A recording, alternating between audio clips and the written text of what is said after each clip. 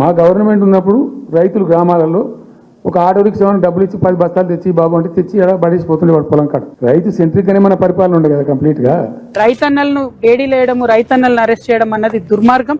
అది కూడా కొంతమంది ఎమ్మెల్యేలు వారి భూములను కాపాడుకోవడం, అరెస్ట్ చేయడం అన్నది మరింత దుర్మార్గం. రైతన్నలందరూ కూడా నిజంగా క్షమించాలి. నేను కూడా అప్పుడు టీఆర్ఎస్ పార్టీలో ఉన్నా. మా గవర్నమెంట్ పోయిన తర్వాత పాలమూరు ఎత్తిపోతల పథకంలో ఒక తట్టెడు మట్టి కనీసం తీయలే. 10 ఏళ్లు పాలమూరు రంగారెడ్డి పూర్తి చేస్తే పాలమూరు జిల్లాలో 10 లక్షల ఎకరాలకు వచ్చేది. ఇప్పుడు ఆలేరు నియోజకవర్గంలో ఆ కాళేశ్వరం కింద మాత్రం చుక్క నీరు లాగా ఇప్పటి వరకు బసవాపూర్ నుంచి చుక్క నీరు అయితే బయటికి పోలేదు. ఘోరం ఏంటంటే అందులో ఒక 96 ఎకరాలు డైరెక్ట్ గా తీసేసుకున్నారు. ఇంతవరకు ₹1 కాంపెన్సేషన్ ఇవ్వలేదు. ఇంతసేపు రియల్ ఎస్టేట్ దందా తప్ప ఇంకోటి లేదా? ఇల్టు భూములు ఎట్లా అమ్ముదాం, పట్టు భూములు ఎట్లా అమ్ముదాం, ఆ భూములు ఎట్లా దెబ్బ పెడదాం, ఇంత కమిషన్ కొడదాం. ఇది తప్ప రాష్ట్ర ప్రయోజనాలు, నీళ్లు, రైతులు, మనుషులు లేరా ప్రాజెక్టులు. రియల్ ఎస్టేట్ వ్యాపారం పెంచుతుంది, రియల్ ఎస్టేట్ ఆదాయాన్ని పెంచుతుంది, రియల్ ఎస్టేట్ అభివృద్ధిని తీసుకొస్తుంది.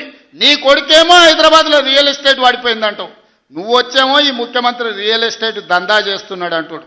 ఇదేమన్నా పాస్పోర్ట్ బ్రోకర్ల దందానా? కనుచూపు మేరలో భూములు, పంటలు తప్ప ఏం కనబడతలేవు.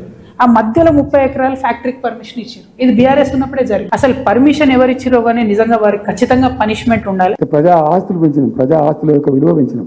4 ఎకరాల నుండి ధీమాతో ఉండే తెలంగాణ రాకముందు మన బతుకులు ఎట్లా ఉండేనో, తెలంగాణ వచ్చి 12 ఏళ్ళైనా చాలా మంది జీవితాలు ఇంకా అట్లనే ఉన్నాయి. తెలంగాణ వస్తే అన్ని మంచిగా అయితే అనుకున్నాం. మనకు అంతకుముందు ప్లాట్లు లేవు, ఇప్పుడు ప్లాట్లు వచ్చినాయా? అంతకుముందు ఇల్లు లేవు, ఇప్పుడు ఇల్లు వచ్చినాయా? 2 ఏళ్ల నుంచి నేను మౌనం పాటించి చూసుకుంటూ వస్తున్నాం. ఈ ఏడాది దాకా వేరే కథ, రేపటి నుంచి వేరే. ఇక నేను చెప్పదలుచుకున్న అయ్యేగా నా సంగతి వదులు కానీ మా సర్పంచులు వచ్చిండ్రు. రా, ఏ తోలు తీస్తావరా?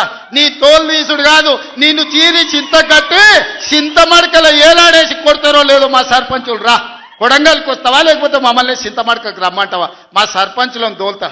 సోయి లేని మాటలు, స్థాయి లేని విమర్శలు. ఒక్కటన్నా అక్కడికి వచ్చే మాట మాట్లాడేండా? 10 ఏళ్ళు నువ్వు పూర్తి చేస్తే, 10 ఏళ్ళు ఎస్ఎల్బి పూర్తి చేస్తే నల్గొండకు 4 లక్షల ఎకరాలకు నీళ్లు వచ్చేది.